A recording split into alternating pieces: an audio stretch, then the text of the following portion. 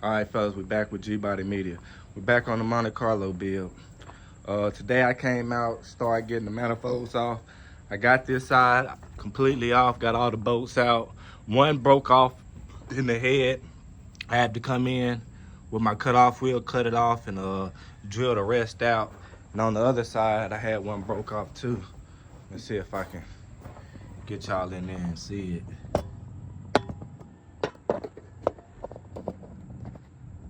Yeah, that one broke off too, so I'm gonna have to get the fender off so I can have access to it. So that's what I'm about to do now, go on and get this fender off. And that give me better access to all this area in the fender so I can clean it up, and I'll have access to the side of the engine. This what comes along with it, fellas. And I knew with the exhaust this was gonna happen on mine. Like I haven't even started with these bolts right here, but on my Regal, I couldn't get them off. I had to get the exhaust shop to do mine. So I gotta see what I'm gonna do. Either if I can't get them off, I can either probably try to cut it. I don't like cutting nothing. But if I have to, we will, because it's gonna get new exhaust. I know on mine, they kept this pipe, but what they did was they capped it off. So it's still true duals, but we'll figure it out though, fellas. But this side is off. I just gotta take care of that. And I'm gonna come over here and I'm finna start getting this fender off. And I'm gonna just do it the same way I did the other one. See, like I got my cardboard and I got all my bolts rolling down. I'm just gonna use that piece of cardboard and I'm gonna get with it, fellas. You know, it's nothing too major, you know. Shit happens, you know. You just gotta, that's why a lot of fellas don't like to do this type of stuff, because they get discouraged when stuff like this happen. But this is part of it, fellas. You gotta buckle down and just get to work, you know. It is what it is. Cost myself a little bit more work, but you know, this is what I like to do, so it ain't nothing.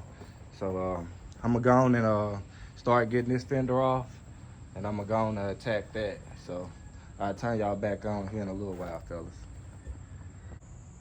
All right, fellas, we back.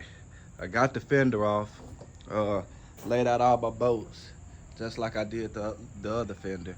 You know, I mark it. If it got shims, I put one shim. If it don't have any shims, I put no shims.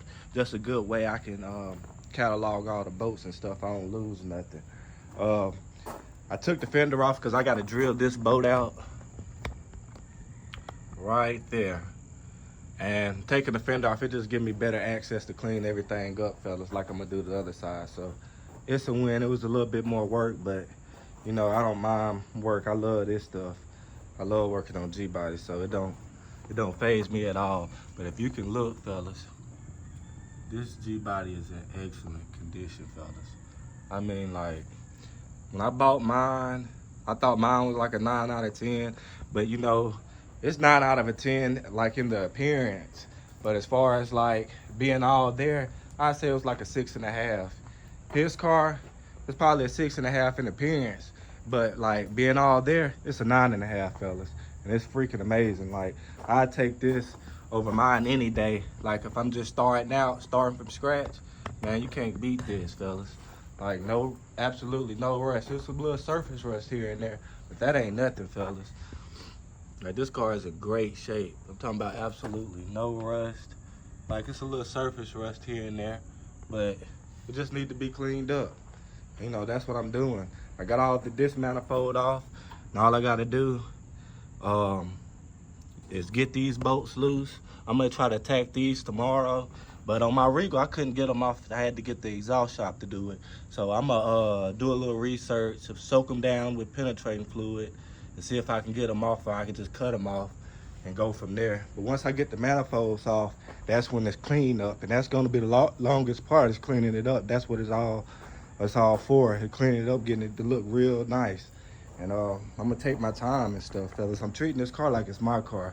Like anything that I do, if I'm trying to save some little money on the budget, because you know, this is just a little cruiser build for now. Like, he got an LS engine. If he want to build that, or if he want to get him a 383 or a 350 and build that, that's for when he want to throw all the money into it, you know. I don't want him to just be all in on just this build. That's why I'm trying to help him out all I can. Like, donating parts and stuff that I'm not using and stuff. So, cause it's just a cruiser for now. He gonna do another build on it and make it more better.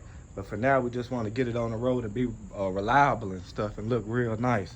So, and you can do the same, fellas. You ain't got to go out there and spend $30,000 on the LS swap or however much you spend on it. You know, you can have your 305 or 307, 350, a conventional engine.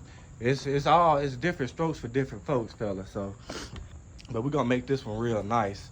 And since I got that fender off, it's gonna give me an opportunity to get all this whole side and make that firewall look good and just clean up the control arms and the frames and stuff.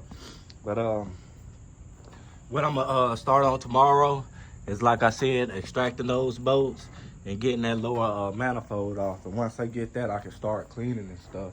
But she coming along great, fellas, and I'm loving this car, fellas. It's like she's all there, fellas. Like, I know it's kind of dark, it's later in the evening, you can't see it, but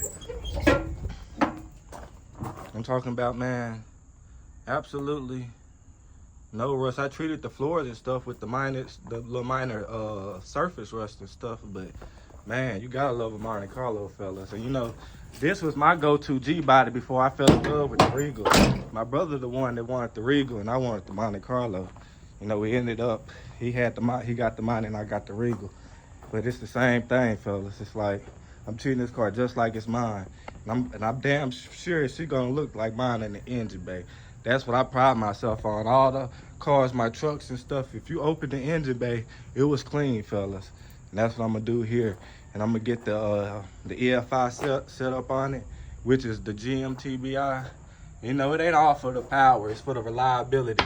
This thing is bulletproof. You can go to the parts store and get all the parts for it. I can basically rebuild this throttle body with my eyes closed, fellas. It's pretty simple, and it's gonna give you a lot. And this one got, you know, got the extra goodies. It's been bored out and stuff. So she's gonna be nice and reliable.